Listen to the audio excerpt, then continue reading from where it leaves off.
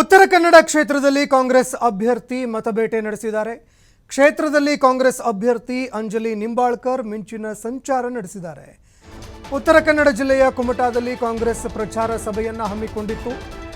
ಪ್ರಚಾರ ಸಭೆಯಲ್ಲಿ ಅಂಜಲಿ ನಿಂಬಾಳ್ಕರ್ ಮತಬೇಟೆ ನಡೆಸಿದ್ದಾರೆ. ಕತಗಾಲ್ ಗ್ರಾಮ ಪಂಚಾಯಿತಿ ವ್ಯಾಪ್ತಿಯ ಕಾರ್ಯಕರ್ತರ ಪ್ರಚಾರ ಸಭೆ ಹಮ್ಮಿಕೊಳ್ಳಲಾಗಿತ್ತು.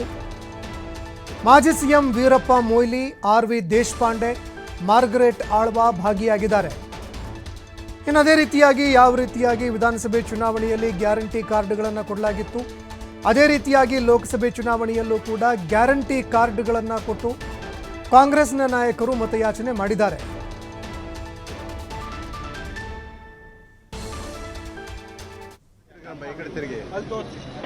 ಆರ್.ವಿ. ದೇಶಪಾಂಡೆ ಅವರಿಗೆ, ವೀರಪ್ಪ ಮೊಯ್ಲಿ ಅವರಿಗೆ, ಮಾರ್ಗರೆಟ್ ಆಳ್ವಾಜಿ ಅವರಿಗೆ, ನಿಂಬಾಳ್ಕರ್ ಮೇಡಮ್ಗೆ, ಕಾಂಗ್ರೆಸ್ ಪಕ್ಷಕ್ಕೆ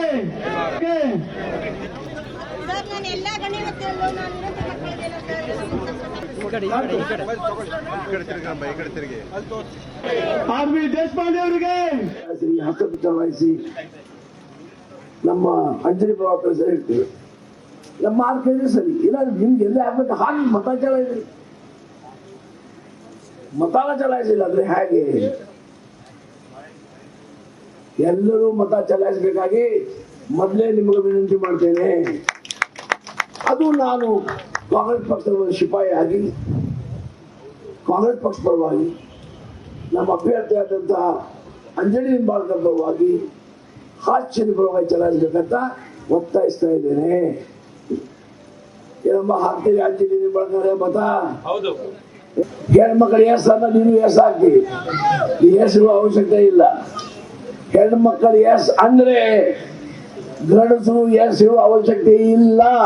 ಆಟೋಮೆಟಿಕ್ಲಿ ಗಂಡಸರು ಹೌದಾಗ್ತಾರೆ. ಅವ್ರು ಹಿಂದಿನ ಹೋಗ್ಬೇಕಲ್ಲಿ, ಅವ್ರು ಹಿಂದಿನ ಹೋಗ್ಬೇಕು. ಕಾಲ ಇತ್ತು ನಿಮ್ ಹಿಂದೆ ಅವ್ರು ಬರ್ತಿದ್ರು, ಈ ಒಂದು ಕಾಲ ಆದ್ರೆ ಅವ್ರು ಹಿಂದೆ ನೀವು ಹೋಗ್ಬರ್ತೀವಿ. 5 ಗ್ಯಾರಂಟಿ ನೋಡಿ ಎಲ್ಲ ನಿಮ್ಮ ಪರವಾಗಿ. ಗೃಹಲಕ್ಷ್ಮಿ ಎಲ್ಲ ಲಕ್ಷ್ಮಿಗಳು, ಎಲ್ಲ ಲಕ್ಷ್ಮಿಗಳು. 2,000 ಲಾಟ್ರಿ ಟಿಕೆಟ್ ತಗೊಂಡಿಲ್ಲ, 2,000 ಲಾಟ್ರಿ ಪ್ರತಿ ತಿಂಗಳ 2,000. ಗಂಡಸ ಕಡೆ ಕೇಳ್ತಿದ್ರಿ ತಿಂಗಳ ಏನು ಕೊಡಪ್ಪ, ಈ ವರ್ಷ ಕೇಳುತ್ತಿದ್ರಿ ನೀವು. ಗಂಡಸ್ಗೆ ನೀವು ಕೊಡ್ತೀರಿ, ತಗೋಪ್ಪ ಒಂದು 5 ಹೋಗಿ ಬಟ್ಟೆ ವರ್ಷ ಕೊಡ್ಕೊಡ್ಬಾ ಅಂತ. ಶಕ್ತಿ ಹೆಚ್ಚಾಗಿದ್ದಾಗ ಶಕ್ತಿಯವ್ರನ್ನೇ ಬಸ್ ಎಲ್ಲ ಬಡ್ಡಿ ಮನ್ಯಾಗ ಹೆಣ್ಮಕ್ಳು ಇಲ್ಲ. ಕರೆಯೋ ಸುಳ್ಳು 20,000 ಕೋಟಿ ಉದ್ಯೋಗ ಸೃಷ್ಟಿ ಆಗಬೇಕಾಗಿದೆ. ಇವತ್ತು ಮಕ್ಕಳು ಕಲಿತು ವಿದ್ಯೆ ಸಂಪಾದನೆ ಮಾಡಿ ಎಂಜಿನಿಯರ್ ಆಗಿ, BA ಆಗಿ, BCom ಆಗಿ, ITI ಆಗಿ, MCom ಆಗಿ ಮನೆಯಲ್ಲಿ ಖಾಲಿ ಕೂತಿದ್ದಾರೆ. ನಿರುದ್ಯೋಗ ಸಮಸ್ಯೆ ಅದೇವೋ ಇಲ್ಲೋ. ಹಾಗಾಗಿ ಈ ಮಾಸದಲ್ಲಿ ಬಹಳ ಗಂಭೀರವಾಗಿ ನಾವು ಕಾಣಬೇಕು. ಹಾಗೆ ಆ ಮಕ್ಕಳಿಗೆ 3,000 ರೂಪಾಯಿ, MA MCom ಇದ್ರೆ 3,000 ರೂಪಾಯಿ, ITI ಡಿಪ್ಲೊಮಾದ 1,000 ಕೊಡ್ತೇವೆ. ನಿರುದ್ಯೋಗಿ ಭತ್ಯೆ ಅಂತ. ಅದೇ ಪ್ರಕಾರ ಮಾರ್ಗರೆಟ್ ಆಳ್ವಾ ಅವರು ನಮ್ಮ ನ್ಯಾಯ ಬಗ್ಗೆ ಹೇಳಿದ್ರು. ರಾಷ್ಟ್ರೀಯ ಕಾಂಗ್ರೆಸ್ ಪಕ್ಷ ತನ್ನ ಪ್ರಣಾಳಿಕೆಯಲ್ಲಿ 5 ನ್ಯಾಯಗಳು ಹೇಳಿದ್ದಾರೆ. ಅದ್ರ ಬಗ್ಗೆ ಮಾರ್ಗರೆಟ್ ಆಳ್ವಾ ಪ್ರಸ್ತಾವ ಮಾಡಿದ್ದಾರೆ. ಪಂಚ ನ್ಯಾಯ, ಅದು ಪಂಚ ಗ್ಯಾರಂಟಿ. ಅಲ್ಲಿ 13, 18 ಜಿಲ್ಲೆಯಲ್ಲಿ ಲೆಕ್ಕ ಬಿಟ್ಟು ನಾನು ಓಡಾಡಿದ್ದೇನೆ. 106 ಸಭೆಗಳು ಮಾಡಿದ್ದೇನೆ ಅಧಿಕಾರಿಗಳ ಜೊತೆ.